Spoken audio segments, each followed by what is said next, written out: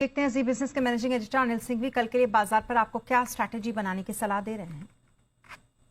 कल होगी सेंसेक्स की वीकली एक्सपायरी और जब हम ट्रेड के लिए लौटेंगे तो देखना ही है कि ग्लोबल संकेत किस तरह के होते हैं।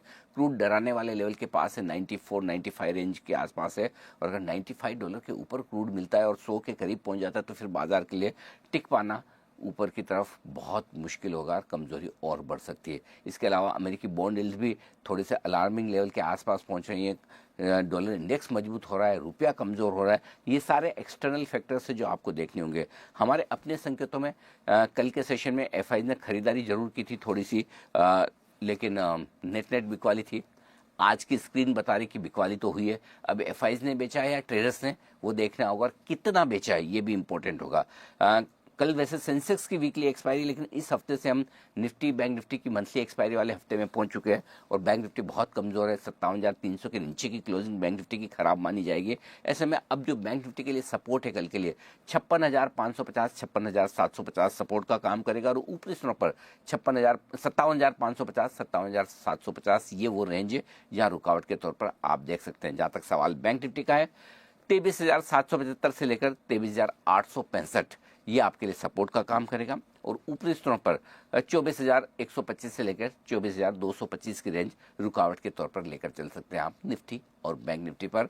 इन्हीं रेंज पर आपको रखनी है नजर। जी हाँ, भारतीय बाजारों की तरफ से कहीं से भी राहत की खबर दिखाई नहीं दे रही है, क्योंकि धीरे धीरे इंडियन मार्केट में अब लग रहा है कि कहीं ना कहीं इंडियन मार्केट फिर से 21,200, 21,700 के लेवलों पर आता हुआ नज़र आ सकता है। देखिए, पहले लग रहा था कल तक कि इंडियन मार्केट में इतनी बड़ी गिरावट नहीं है, बाजार संभलता हुआ ही नज़र आ रहा है और आने वाले दिनों में भी इंडियन मार्केट की तरफ से रिकवरी ही दिखाई दे सकती है, एक बड़ी रैली ही दिखाई दे सकती है, क्योंकि इंडियन मार्केट में 24,150 के लेवल तब तक भी इनिशिएट थे। लेकिन आज का दिन काफ़ी नेगेटिव देखने को मिला। खुलने के साथ ही नीचे की तरफ बाजार जाता हुआ नज़र आया। निफ्टी से ज़्यादा बैंक निफ्टी टूटता हुआ नज़र आया।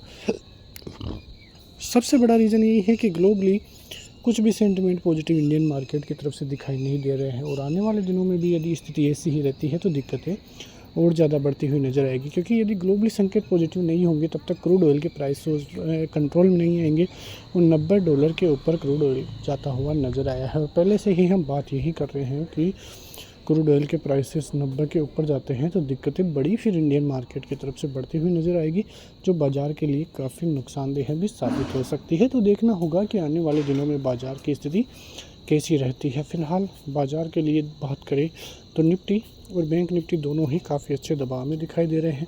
बैंक निफ्टी तो 57,000 के लेवलों तक आता हुआ नज़र आया है। 56,500 एक अहम सपोर्ट जोन है। वहीं निफ्टी के लिए बात करें 23,800 एक अहम सपोर्ट जोन है। दोनों ही काफ़ी ज़बरदस्त लक्ष्मण रेखा के पास में है। यदि ये रेखा टूटती है तो दिक्कतें बढ़ेगी, जो बाज़ार को और नीचे के स्तर पर लेकर जा सकती है। तो कुल मिला के देखें तो दबाव तो अभी इंडियन मार्केट में दिखाई दे ही रहा है, लेकिन चीज़ें पॉजिटिव हो सकती हैं, क्योंकि जो संकेत हैं आप देखोगे तो एफआईज की तरफ से जो वापसी है वो दिखाई दे रही है। वापसी का मतलब यह नहीं है कि बड़ी ख़रीदारी से मतलब है, धीरे धीरे एफआईज की सेलिंग कम हो रही है।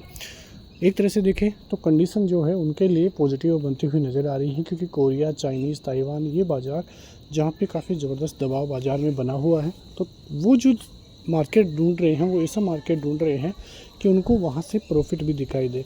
तो ऐसी ही स्थिति कुछ ना कुछ अब इंडियन मार्केट की तरफ से बनती हुई नज़र आ रही है और हो सकता है कि इंडियन मार्केट में आने वाले दिनों में इसी वजह से भी तेज़ी देखने को मिली, क्योंकि यदि एफआईएस की एंट्री इंडियन मार्केट में होती है तो वो तेज़ी छोटे मोटे स्तरों के लिए नहीं होगी, वहाँ से बाज़ार में एक बड़े स्तर देखने को मिलेंगे। मतलब कि जैसे निफ्टी में बात करें तो 30,000 के लेवल, बैंक निफ्टी में 65,000, 70,000 के लेवल, धीरे धीरे मार्केट में बड़े स्तर आते हुए नज़र आएंगे। लेकिन ये जो अब गिरावट रहेगी वो एक अंतिम गिरावट हो सकती है, जो बाज़ार को 21,200, 21,700 के लेवलों पर लेकर जा सकती है। तो आपकी नज़र बाज़ार में रहनी चाहिए, क्योंकि अब यही मौका है जहां से बाज़ार में बड़ी रैली भी दिखाई दे सकती है। मिलते हैं नेक्स्ट वीडियो में। कल का दिन काफ़ी इम्पोर्टेंट होगा। धन्यवाद।